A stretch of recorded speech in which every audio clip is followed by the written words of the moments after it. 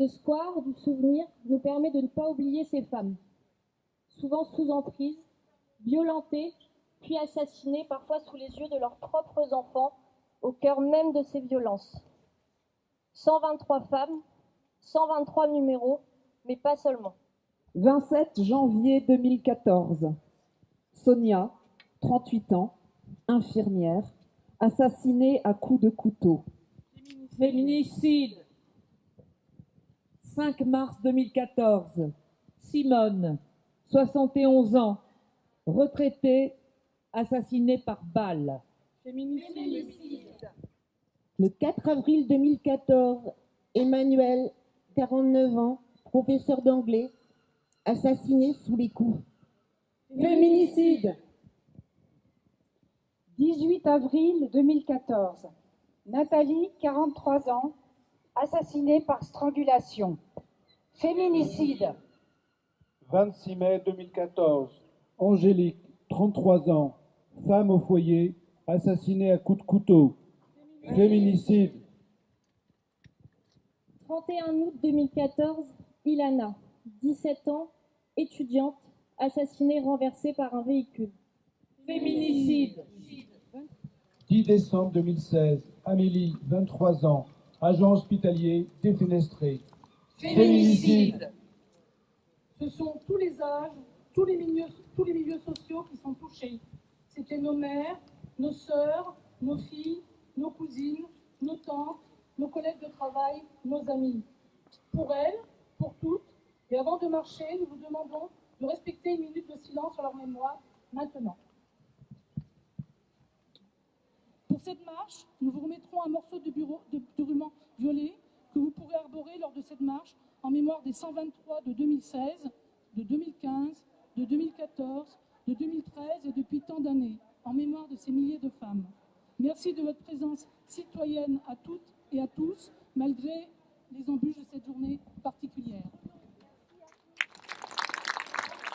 Journée internationale de l'élimination de la violence à l'égard des femmes. Nous avons envie de la transformer en journée contre les violences sexistes faites aux meufs, aux personnes trans, aux personnes intersexes, aux queers, aux travailleuses du sexe. Dans la rue, comme ailleurs, nous sommes tous les jours confrontés au sexisme, de la simple remarque sur ton physique, ta tenue, à l'agression, au viol et au meurtre. On nous renvoie sans cesse à notre statut d'objet, à regarder, admirer, dénigrer, à agresser, posséder, tuer. On apprend petit à petit à se blinder.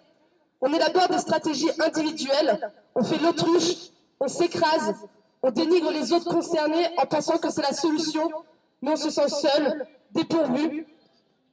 Nous faisons le choix de rejoindre l'appel à manifester à Quimper, car nous voulons porter un féminisme inclusif, intersectionnel, insurrectionnel et pro-choix. Lors de cette journée, nous commémorons et rendons hommage aux personnes tuées à cause de la transphobie. Que les meurtriers soient des inconnus, des proches, la police ou l'État et les structures qui précarisent et poussent au suicide les personnes trans, ces actes s'inscrivent dans un ensemble de violences qui nous touchent au quotidien, dans nos vies publiques, intimes, dans nos corps.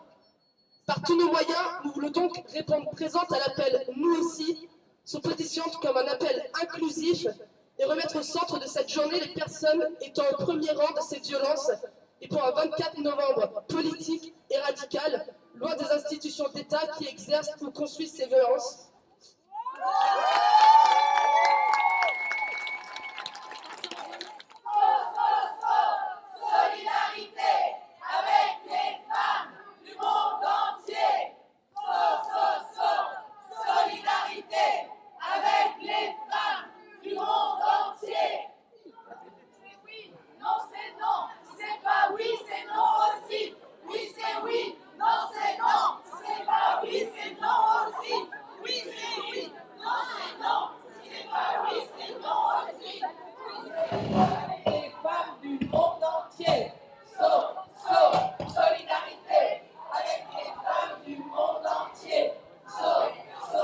Solidarité avec les femmes du monde entier.